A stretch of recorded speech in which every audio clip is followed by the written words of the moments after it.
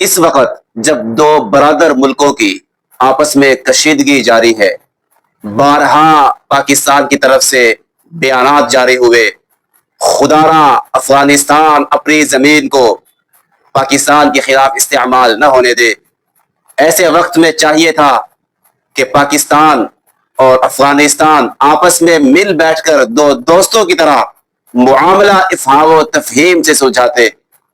شاید ناسمجھی کی وجہ سے ہمارا برادر ملک دشمن کے کہنے پر پاکستان کے بارے میں کچھ ایسی باتیں کر رہا ہے جو شاید کرنی نہیں چاہیے تھی۔